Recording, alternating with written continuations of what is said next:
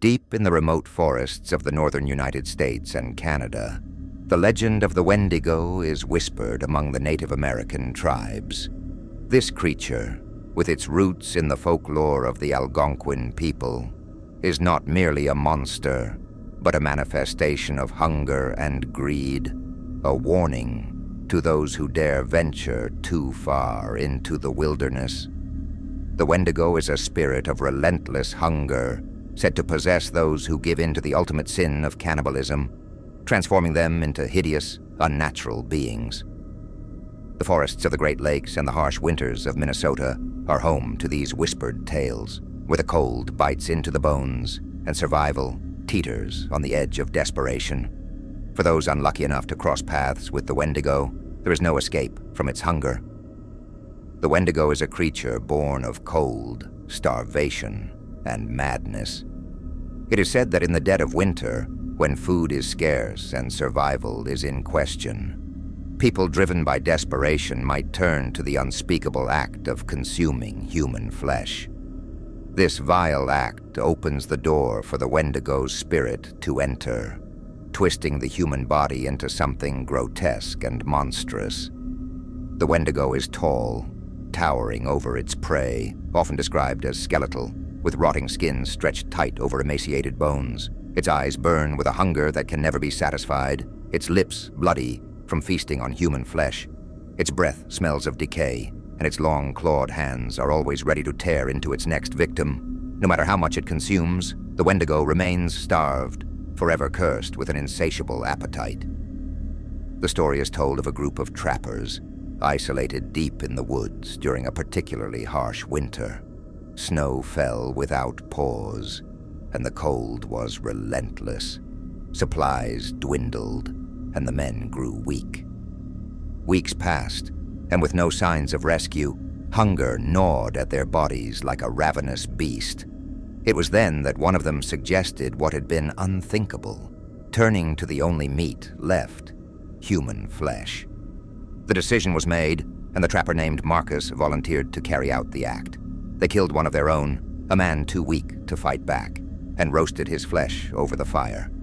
But as the smoke rose into the freezing air, something shifted. Marcus had taken the first bite, sealing his fate. From that moment on, the spirit of the Wendigo crept into his soul. After consuming human flesh, Marcus changed. At first it was subtle. His eyes grew wild, and he complained of an unbearable hunger, even though he had just eaten. His skin grew pale, his body frail. The others noticed his increasing agitation as he paced the camp, muttering to himself about the hunger gnawing inside him. One night, as the wind howled through the trees, Marcus disappeared. The men searched for him, but all they found were tracks leading deeper into the forest, tracks far too large to belong to a man. In their place were huge clawed footprints. It was then that they realized what had happened. Marcus had become a Wendigo, lost to the curse, and the creature was now out there in the woods, hunting them. As night fell, the men huddled by the fire, terrified. They could hear something in the distance, branches snapping, a low growling sound, like an animal stalking its prey. The air grew colder, and the fire seemed weaker, as if even the flames were afraid of what lurked in the darkness. Suddenly, one of the men was dragged into the trees. His screams echoed through the night, but they were cut short by the sound of bones snapping. The Wendigo had found him, and the hunger of the beast could not be sated. The remaining men tried to flee, but it was no use. One by one, they were taken, their bodies torn apart by the ravenous creature that was once their friend. The Wendigo's hunger is not just for flesh, but for the very souls of its victims. Legends say that once a man becomes a Wendigo, he is forever cursed to wander the woods, driven by a relentless need to feed. His humanity is lost, consumed by the evil spirit that now possesses him.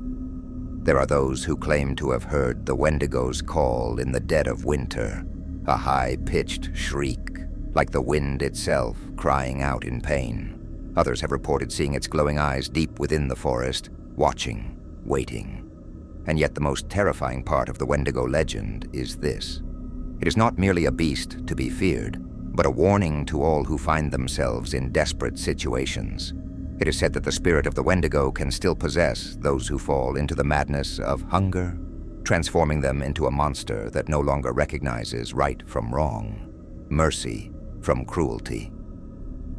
To this day, in the remote wildernesses of the North, people still speak of the Wendigo in hushed tones. The wind through the trees, the distant howl of a wolf. These sounds remind them that the Wendigo is never far. It is a creature of the frozen wilds, born of human desperation and cursed by an eternal hunger. The story of the Wendigo serves as a stark reminder of the darkness that lies within, of the thin line that separates man from beast. It's a tale of survival turned nightmare, of the insatiable craving for more that consumes everything in its path.